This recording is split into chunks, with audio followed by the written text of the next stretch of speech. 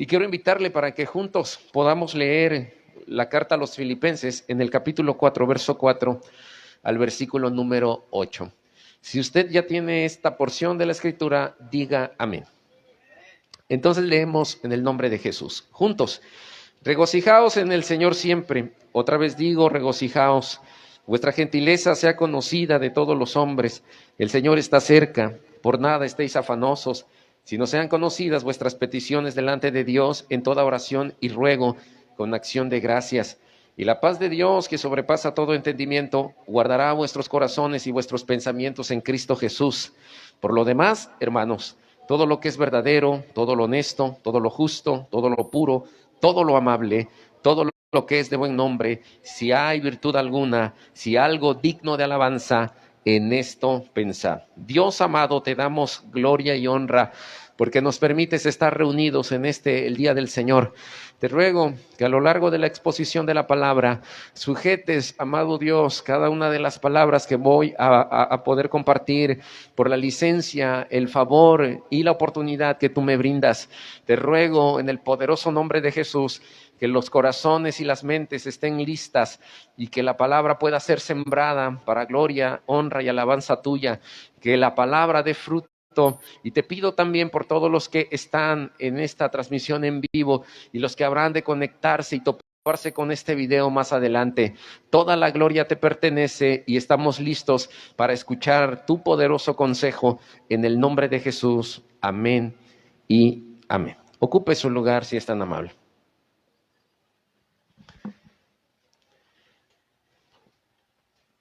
Los hábitos son aquellas acciones que hacemos de manera repetida y que van formando parte de nuestra actividad diaria.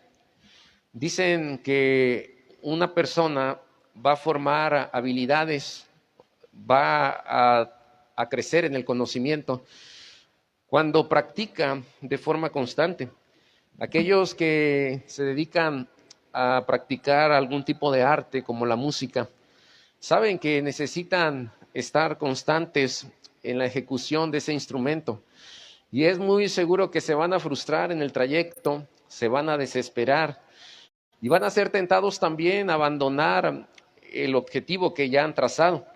En la carta que Pablo escribe a los Filipenses nos muestra un camino que debemos seguir para alcanzar la paz, la cual el corazón está anhelando.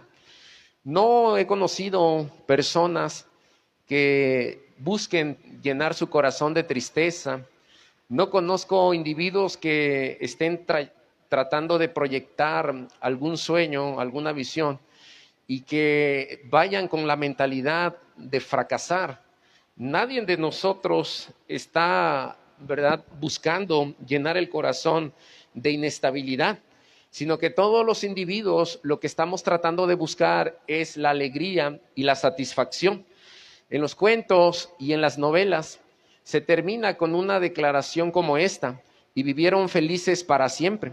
Pero en el mundo de la realidad no siempre las cosas son así.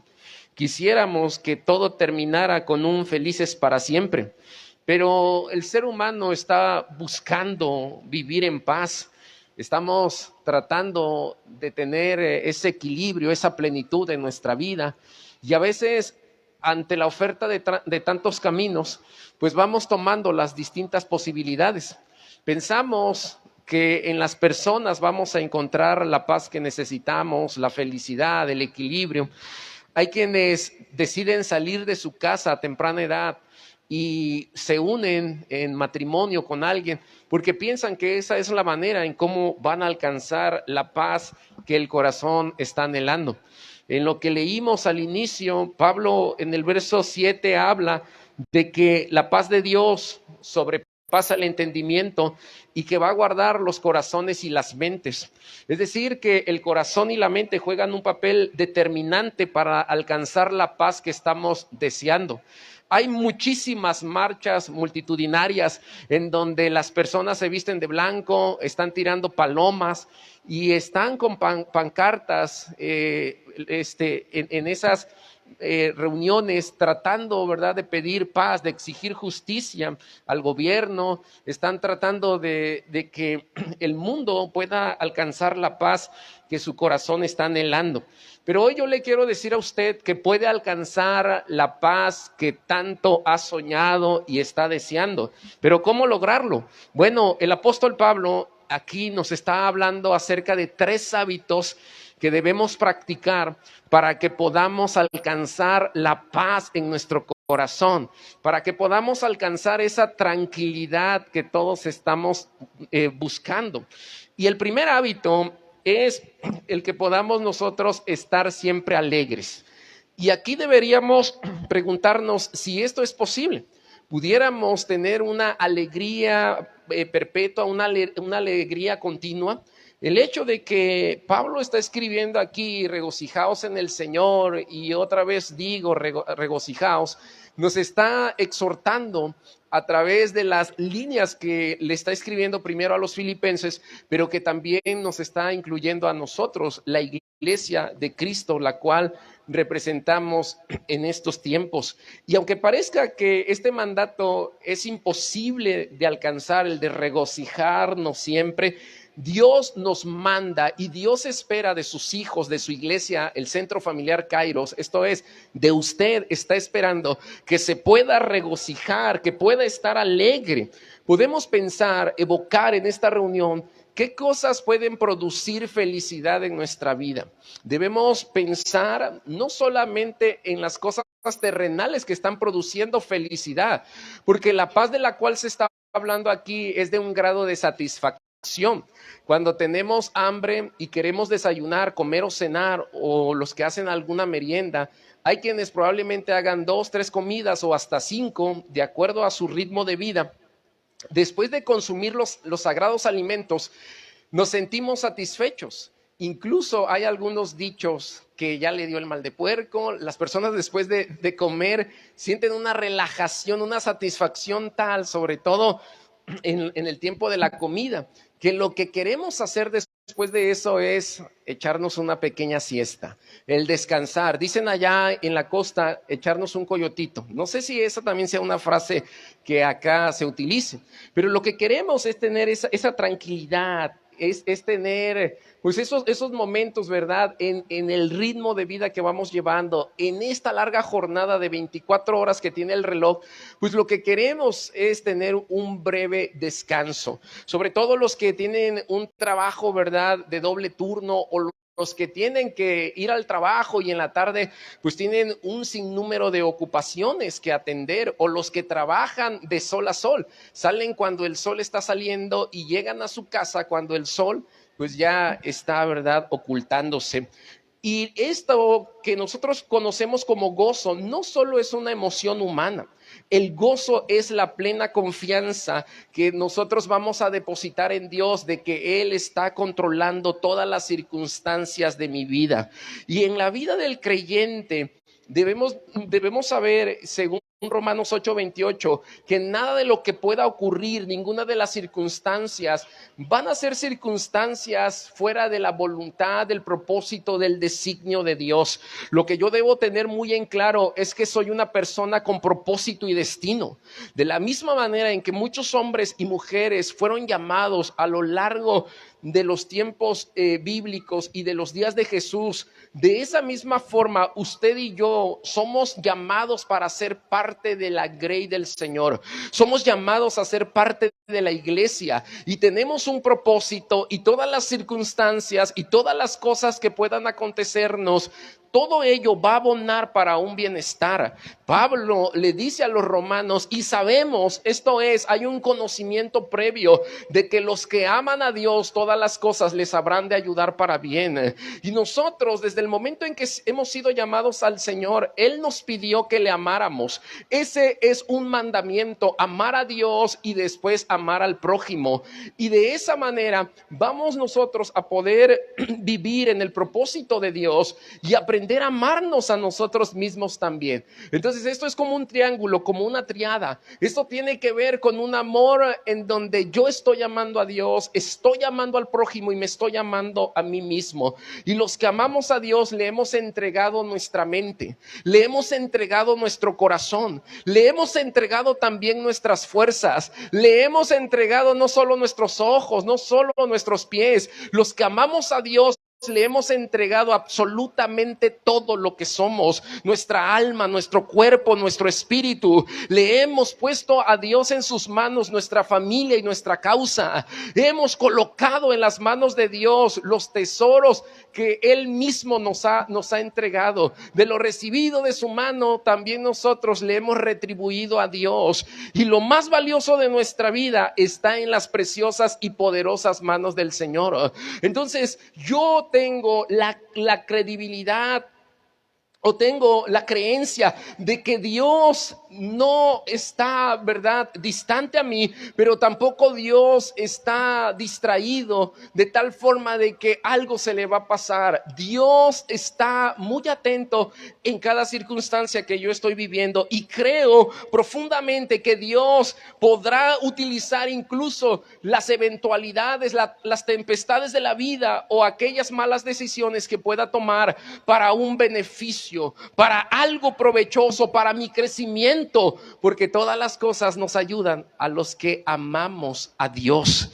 Así que aún las malas decisiones que has tomado en la vida, en este trayecto, te van a ayudar para bien si tú eres un hombre, una mujer, un creyente, un hijo de Dios que le está amando y está mostrando ese amor delante de Él. Y tú vienes delante de la presencia de Dios buscando que Él pueda restaurar y bendecir tu vida. Así que el gozo no solamente es una emoción humana. El gozo es un elemento indispensable para que puedas alcanzar la estabilidad espiritual, y la ausencia de gozo en nuestra vida va a provocar una profunda inestabilidad.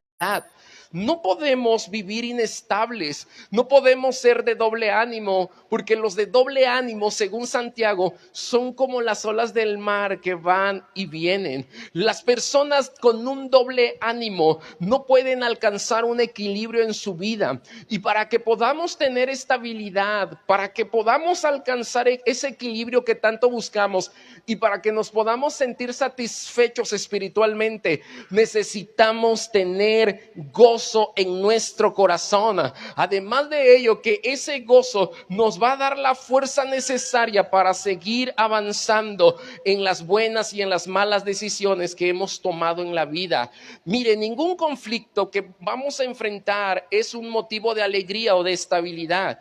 Así que en el contexto de la tempestad o del conflicto en el cual nos encontramos, el llamado que Dios nos hace como iglesia y como cristianos es a que nos regocijemos, es a que podamos tener alegría y estabilidad.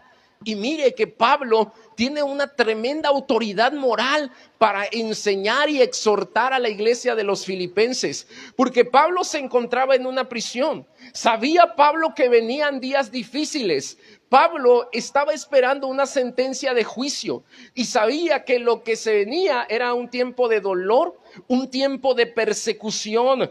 Y los días que Pablo visualizaba eran días tenebrosos, no eran días alentadores. Los días que Pablo estaba pensando que vendrían hacia él, no eran días en donde él se iba a relajar, sino que eran días en los que Pablo sabía, tenía muy presente eso, estaba muy clara la idea en su mente de que el juicio que se iba a sobrevenir para él incluso podría costarle la propia vida.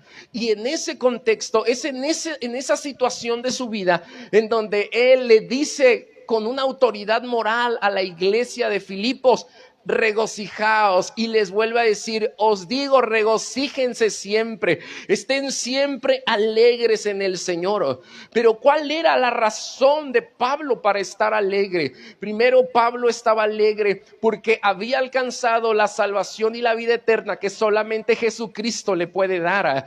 Pablo había sido presentado delante del Dios Padre como una persona justa. Esto es justificación. Y Romanos 5:1 dice: justificados pues por Dios por medio de nuestro Señor Jesucristo. Y habla que por medio de esa justificación Él iba a alcanzar la paz. Y no solo Pablo, sino todos los creyentes en Cristo. El hombre había sido reconciliado. Pablo había sido presentado justo ante el Padre, y entonces antes de eso él se había constituido un enemigo de Dios, pero ahora Pablo era amigo de Dios y eso le traía alegría a su corazón. Pablo sabía también que esta no era su meta final, por eso le dice a los mismos filipenses: prosigo hacia la meta, hacia el llamado del Señor. Sabía que lo que estaba experimentando en la vida era algo solamente transitorio, y eso le producía alegría. Sabía que no era el fin de su historia. Sabía Pablo que en algún momento esa situación de dolor y de incertidumbre que estaba viviendo iba a tener un punto final. Pablo sabía que el lugar hacia donde él estaba siendo conducido era muchísimo mejor que el lugar en donde se encontraba. Pablo dice que si por él fuera, le hubiese ya, ¿verdad?, gustado estar en la presencia del Señor, pero por la necesidad que había en Filipos de predicar el glorioso evangelio de Cristo, pues el Señor le había permitido estar ahí y él decidía quedarse para que todo el mundo conociera la verdad del evangelio de Jesús.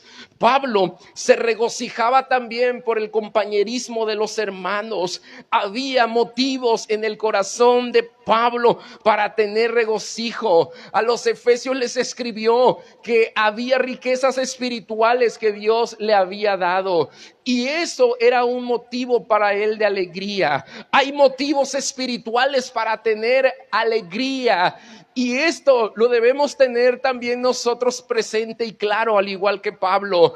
Hay motivos, hermanos, para estar alegres, porque al igual que Pablo hemos alcanzado salvación. Al igual que Pablo hemos sido justificados delante del Señor. Al igual que Pablo tenemos al Espíritu Santo que habita en nuestras vidas. Al igual que Pablo tenemos al Dios que pelea por nosotros. Al igual que Pablo tenemos la seguridad, hermanos míos, de que el dolor en esta tierra o las circunstancias que nos envuelven son transitorias, que no es el punto final de nuestra vida, que no se acaba aquí la historia de Dios ni el propósito de Dios para nosotros. Sabemos, al igual que Pablo, que tenemos una carrera en la cual Dios nos está impulsando a través de su Santo Espíritu, y que nuestra meta no es una meta perecedera, no es una meta terrenal, es una meta elevada, es una meta del reino de los cielos,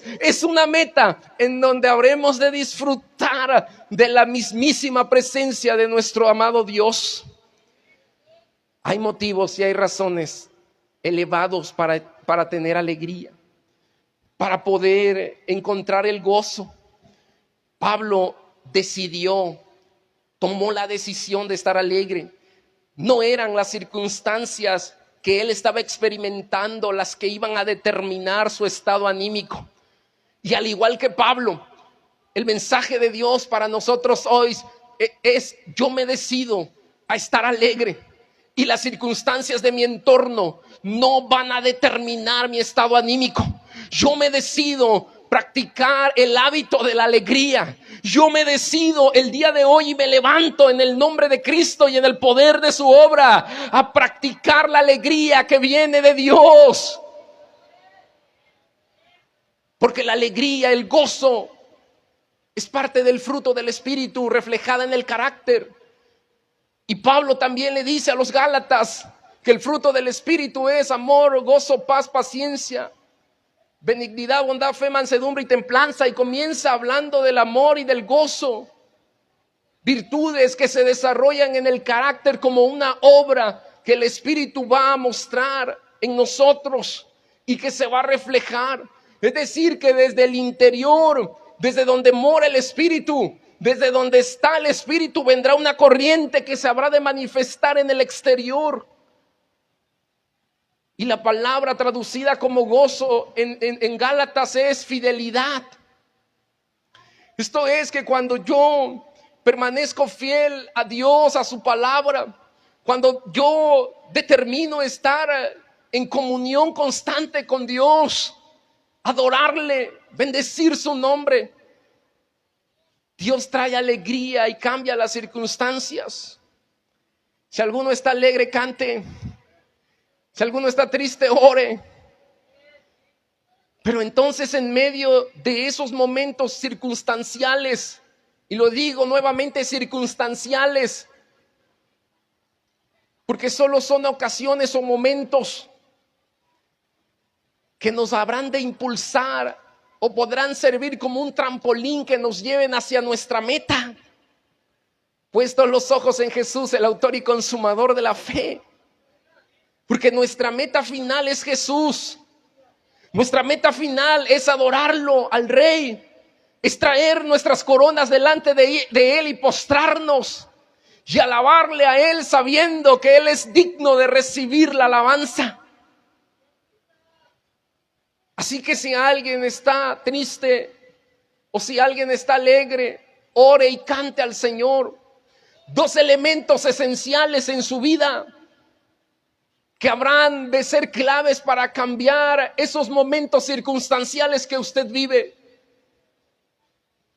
A veces el corazón se carga de tantas penalidades y dolores y de tantas angustias que no sabemos qué hacer ni cómo combatir los momentos que nos llenan de ansiedad y de estrés.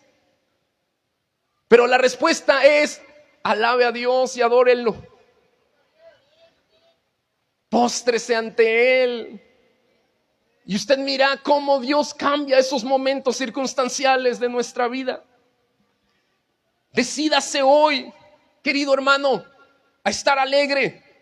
Determínese a que su estado anímico no dependa de las circunstancias de esta tierra, porque su ciudadanía es más elevada, porque usted es peregrino y extranjero en esta tierra. No permita que las cosas de esta vida, las raíces de las espinas que nos ahogan en nuestro transitar cristiano, que puedan provocar que el gozo de su espíritu y de su corazón se vea afectado. No permita que las circunstancias determinen el gozo que Dios ya ha colocado en su vida y en su corazón. Porque el Espíritu Santo está trabajando en nosotros y en esa parte del carácter. El gozo, hermanos, entonces del cristiano será totalmente independiente de las cosas terrenales, porque tiene su fuente en la continua presencia de Cristo. Es decir, que está usted en la presencia de Cristo, y esa continuidad que tiene usted en la presencia de Cristo produce en ese gozo y le da a su vida el equilibrio y la estabilidad que está anhelando. Pero entonces hasta aquí hemos hablado del gozo. Hemos hablado acerca de lo importante que el gozo es en nuestras vidas, pero ¿cómo alcanzar ese gozo? Es necesario adquirir el hábito de gozarnos en el Señor siempre. Es decir, cada día nos vamos a gozar en Dios y no vamos a perder la alegría o el contentamiento, hermanos, ante las situaciones. Usted puede determinar hoy tener alegría, tener gozo en su corazón, y el Señor le habrá de ayudar y le habrá de recompensar en esa decisión que toma. Así que cree el hábito de tener gozo, tener alegría. ¿Qué pasa si usted se enoja? ¿Alguien alguna vez ha cambiado las circunstancias enojándose? Incluso el proverbista dice que si alguien se enoja, le echa más leña al fuego. Y luego hay dichos que mencionan que el que se enoja pierde. Y usted, por enojarse ante una situación de la vida, difícilmente va a generar un cambio sustancial en ella. Usted tiene que sacudirse y levantarse y decirle al Señor: decido tener el gozo que viene de ti, Señor amado. Porque cuando usted se enoja, empieza a tener una inestabilidad, no solo en sus emociones, sino una inestabilidad en todo lo que usted es. Así que para alcanzar la paz, lo que yo necesito es el hábito del gozo, estar siempre alegre. Número 2, yo necesito no afanarme por nada. No se afane. Filipenses 4:6 dice, por nada estéis afanosos. El afán es un deseo intenso por el poder alcanzar o lograr algo. Es una situación que va a detonar un grado de ansiedad. Y la ansiedad está ligada a los temores. La ansiedad está ligada también a la inestabilidad y a las preocupaciones exageradas que tenemos. Nos llenamos de preocupaciones, llenamos nuestra mente de muchísimas ideas y nos adelantamos a los acontecimientos. Y Pablo dice, por nada, y esa palabra es clave, nada estéis afanosos. Si bien es cierto, hay un grado de preocupación en nuestra vida por lo que pueda ocurrir en nuestra familia, en la iglesia, en nuestro entorno social, en las finanzas, en los trabajos, en los cambios económicos, en la violencia. Y hay un grado de preocupación. Pero el afán es vivir las 24/7, 24 horas, los 7 días de la semana, anclados en esa situación que nos está robando la paz que necesitamos. Hay cosas que nos preocupan y en la vida de los seres humanos la preocupación es una constante. Debemos saber entonces que para poder tener paz necesitamos desarrollar el hábito de vivir libres de todo afán. Por 3 razones. Primero, porque el afán es un pecado. Es un pecado que ofende a Dios, porque el afán está asociado con la incredulidad que hay en nuestra vida. ¿No te ha dicho Dios que si creyeres verás su gloria? ¿No te ha dicho Dios que si aquel que se acerca a Él y le pide conforme su voluntad, todas las cosas que pide en su nombre de acuerdo a su voluntad le serán dadas? Entonces, el afán es lo contrario a lo que Dios espera de usted, amada iglesia Kairos. Porque lo que Dios espera de usted y de mí, de sus hijos, es fe. Es tener la certeza y la convicción de que Dios habrá de hacer las cosas conforme el propósito que ya tiene en nosotros. Y Dios es experto en hacer las cosas de manera correcta. Y nosotros somos expertos en arruinar las cosas perfectas.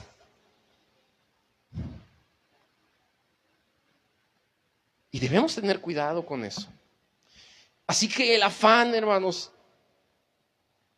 que hay en el corazón, en la vida, habrá de determinar también nuestro modo de actuar. El Salmo 23 dice y nos recuerda que Jehová es nuestro pastor y nada nos faltará. Él ha prometido proveernos y Dios es proveedor de todas las cosas. Pero Hebreos 11:6 nos exhorta a que podamos acercarnos a Dios con fe, porque sin fe es imposible agradarle a Él.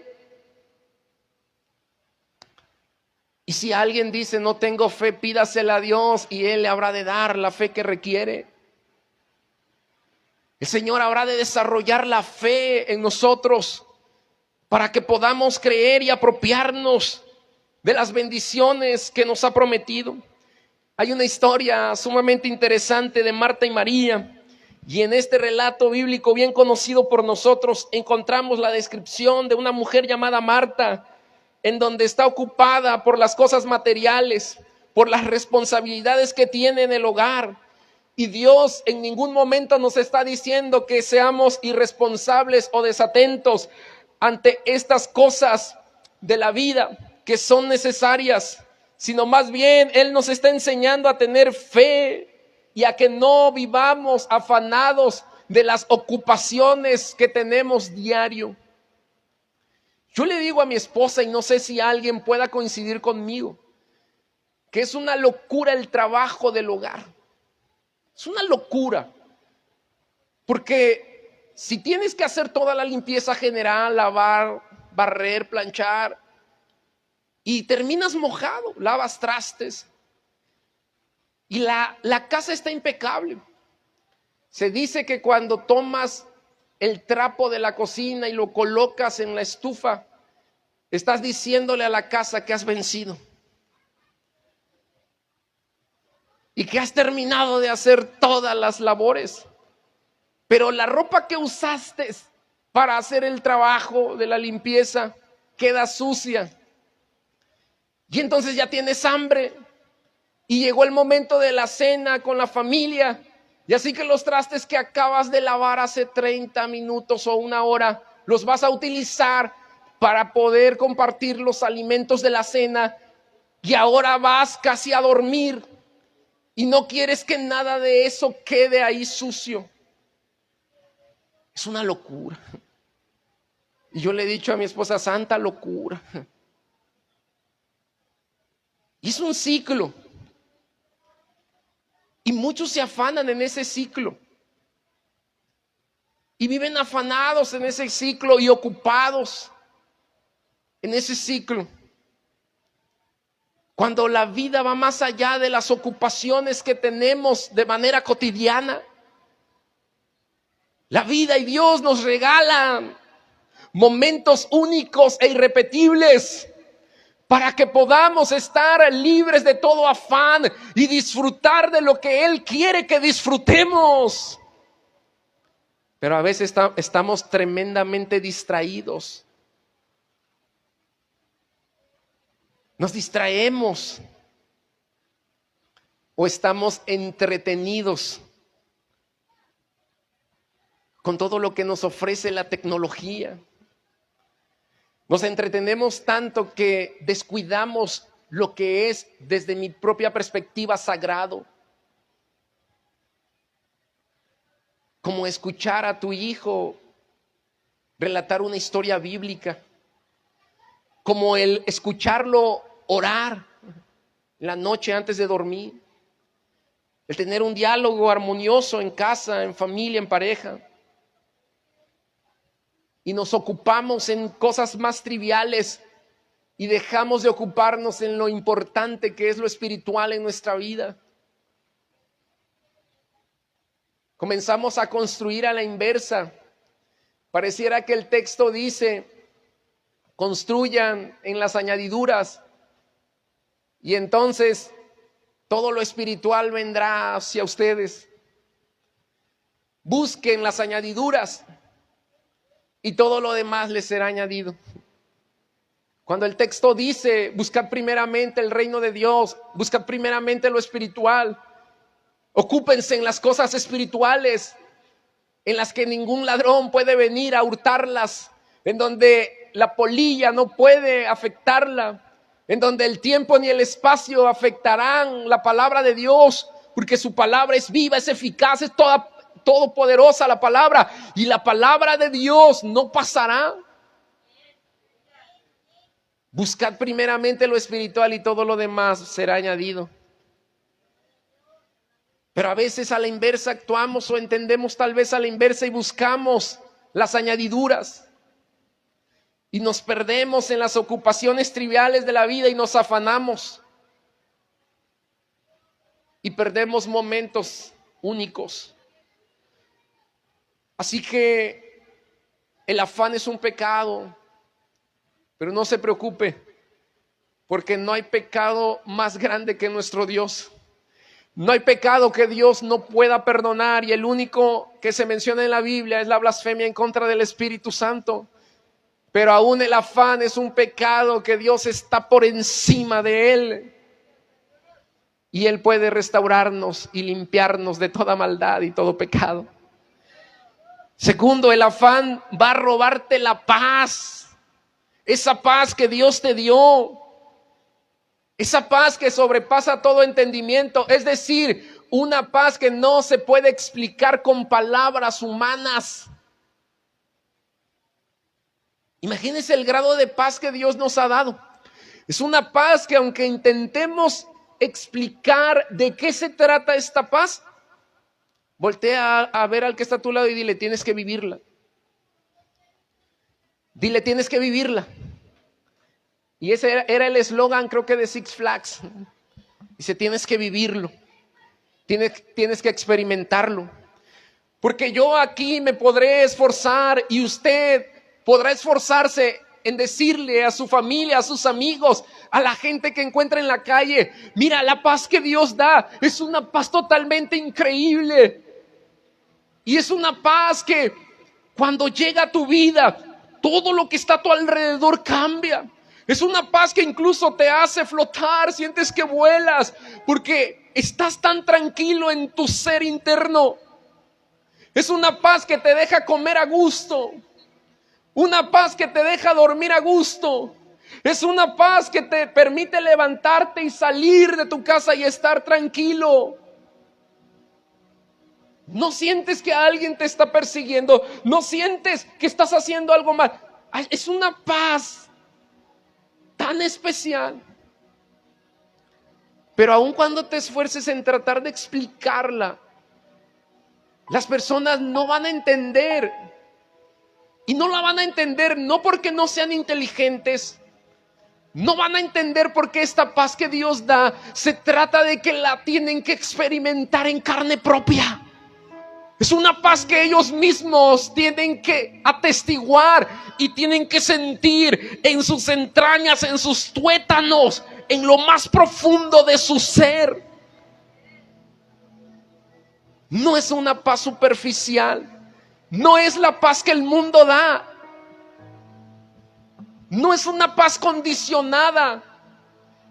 Los judíos y los filipenses creían que la paz que Dios da es una paz que no está desligada de los problemas, del dolor o de las guerras, sino que es una paz en donde Dios toma lo necesario para ministrarnos, para darnos, que nos permite lograr esa paz en nuestra vida. Esto es una paz por encima de los problemas, de las guerras y de las situaciones de dolor que nos aquejan. Y el afán va a robarte la paz verdadera que proviene de Dios y no de una fuente humana. La paz de Dios es la tranquilidad del alma que solo Él puede conceder. La paz es salud, la paz es bienestar, la paz son beneficios abundantes, la paz es bendición de Dios, la paz es ayuda en el momento oportuno, en el kairos de Dios. La paz nos va a venir a inundar y es tranquilidad. Y el cristiano va a ser guardado en paz en medio del alboroto que el mundo tiene. La iglesia de Filipenses iba a ser cuidada y protegida en sus intereses por la paz de Dios. La iglesia del Centro Familiar Kairos va a ser cuidada y protegida por la paz que viene de la mano de Dios. Las familias de la iglesia serán cuidadas y protegidas por la paz divina, la paz de Dios. Y el término que Pablo usa acá, cuidar, proteger, guardar, esa es la palabra que aparece en el texto, guardar, nos guardará. Esa es la idea de un militar, de un pelotón, de un grupo de militares, cuidando, resguardando. Hermano, Dios va a cuidarnos y nos va a dar la paz que necesitamos. Número 3, ¿por qué no debo afanarme? Porque no vas a cambiar nada. En Mateo 6, 25, 34 dice Jesús: ¿acaso con todas sus preocupaciones pueden añadir un solo momento a su vida? ¿Por qué tienen poca fe? Dijo Jesús aquí a los que les habla. Esas cosas dominan el pensamiento de los incrédulos, pero su Padre Celestial ya conoce todas sus necesidades. No se preocupen por qué comerán o qué beberán o qué ropa van a ponerse. Busquen el reino de Dios por encima de todo lo demás y lleven una vida justa, y Él les dará todo lo que necesitan. Así que no se preocupen por mañana, ni por pasado mañana, ni por el 24 de diciembre, porque el día de mañana trae sus propias preocupaciones. Los problemas del día de hoy ya son suficientes para mí y también tienen que serlo para ti. Así que no podemos nosotros perdernos en el afán o en preocupaciones, hermanos, que no nos habrán de llevar a ningún lado. Preocupaciones exageradas, preocupaciones en donde estemos ahí mentalizados, intentando añadir un día más, intentando añadir un momento más a la vida. No te afanes, no te afanes. Que Dios conoce cada una de tus necesidades. Sabe exactamente quién eres y qué necesitas. Te conoce mejor que nadie. Y termino. Tercer hábito. El tercer hábito es pensar en lo correcto. Satanás cegó el entendimiento del incrédulo para que no vean el resplandor del evangelio de la gloria de Cristo. En el mundo todo es relativo, hermanos míos, y a veces es difícil identificar qué es correcto y qué es incorrecto. El mundo tiene una mente caída, tiene una mente cauterizada, según Pablo le dice a Timoteo en la primera carta, capítulo 4, verso 2. El mundo es insensible a la voz de su conciencia, Romanos 2:15. El mundo es insensible a la verdad de la palabra de Dios, pero el cristiano tiene la mente de Cristo, como 1 Corintios 2:16 dice, la cual te va a ayudar a vivir con sabiduría, te va a capacitar para que conozcas, escucha bien, el corazón de Dios, y para que aprendas a conocer los pensamientos de Dios. ¿Cómo es eso? En la Biblia están plasmados los pensamientos de Dios. Dios nos ha revelado en la Biblia parte de sus pensamientos. Si bien sus pensamientos son infinitos, y nunca una mente limitada y finita como la nuestra podrá conocer todo el plan, los caminos o los propósitos de Dios. Sin embargo, sí nos ha revelado su pensamiento en la Biblia, y hay virtudes en las cuales el cristiano debe centrarse. Tiene que centrarse en lo puro, en lo justo, en lo honesto, en lo amable, en lo verdadero, en todo lo que es de buen nombre, en lo que es digno de alabanza. El pensamiento del creyente debe estar enfocado en las virtudes espirituales. El pensamiento del creyente debe estar enfocado en lo espiritual, porque de esa manera vamos nosotros a generar, a crear hábitos. Nuestro pensamiento y nuestra vida debe estar enfocada en el poder del enfoque. Nosotros vamos a alcanzar la paz también que estamos anhelando en nuestra vida. Necesitamos paz en nuestra familia, necesitamos paz en nuestra sociedad, necesitamos paz en la iglesia. Hay que desarrollar estos tres hábitos. Hay que pensar de tal manera que incluso nuestros pensamientos estén glorificando el nombre de nuestro Dios. A mí mi mamá me enseñó a orar en la adolescencia y en la infancia de esta manera, y hasta el día de hoy que soy pastor, por gracia de Dios, lo practico. Me dijo, tienes que orar y pedirle a Dios que te perdone por algún pecado de omisión. Si has cometido algún pecado de acción, si has cometido algún pecado de palabra o algún pecado de pensamiento, dile a Dios que te perdone, que te ayude. Y dile a Dios que te libre de los pensamientos, de las palabras, de las acciones que puedan generar una deshonra al nombre del Señor. Porque tu vida tiene que ser una vida que alabe y glorifique el nombre de Dios. Y debemos entonces tener esto muy presente. Nuestra vida no es para deshonra. Nuestra vida es para la gloria de Dios. Es para la alabanza del Padre, Dios bueno, Dios eterno, el príncipe de paz. Así que a veces muchos pensamientos contrarios, pensamientos incluso del enemigo, vienen a querer penetrar en nuestra mente. El primer campo de batalla que tenemos que lidiar con él está aquí en la mente. Aquí está el primer campo de batalla, y en el nombre de Jesús podemos vencer cuando estamos enfocados en lo verdadero, en lo justo, en lo puro, cuando nos enfocamos en las virtudes espirituales que nos van a conducir a alabar el nombre de nuestro Dios. No te desenfoques, céntrate, mantén y desarrolla el hábito de pensar correctamente, de tal manera que el nombre de Dios sea alabado con tus pensamientos. Hermano,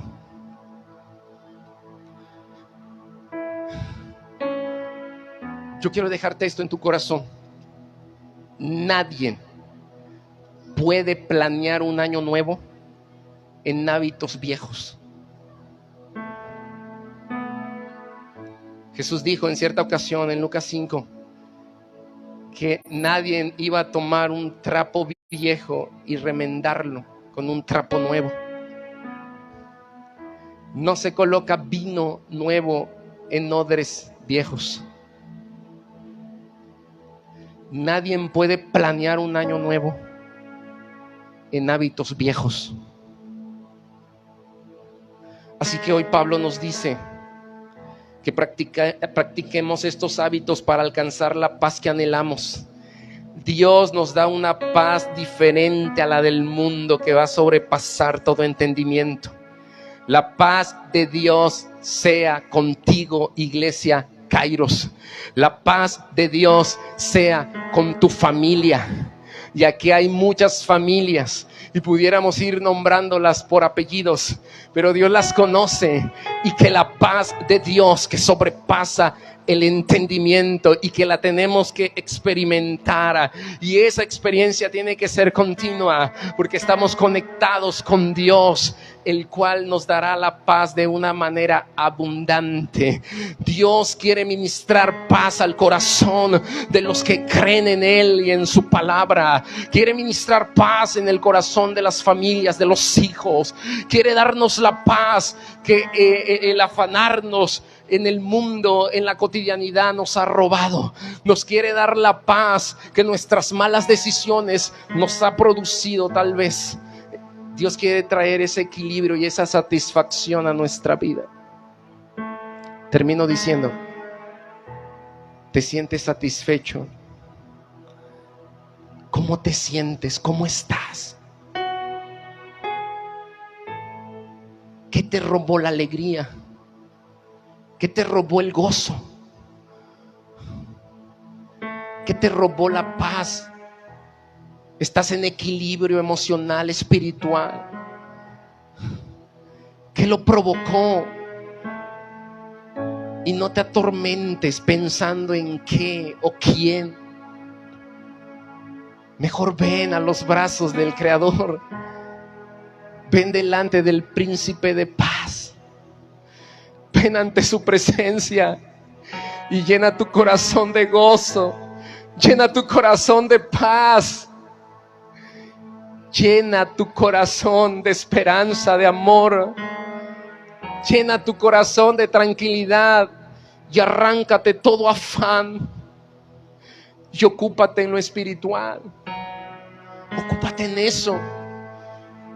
Hay quienes se han dado vueltas en la cabeza y han dicho: ¿en qué fallé? ¿Qué estoy haciendo mal? Refuerza lo espiritual. Llena tu casa de Dios. Que cuando entre alguien a tu casa o a tu habitación, se respire la presencia, la fragancia de Dios. Que tu hogar tenga la presencia de Dios. Llena tu corazón de Dios. Tu mente, llénala de Dios. Y vas a encontrar esa paz que sobrepasa todo entendimiento. Libres de afán, siempre alegres. Y que podamos juntos, como dijo Pablo, hermanos míos, estar en esa comunión con el Señor. Ponte en pie un momento, por favor.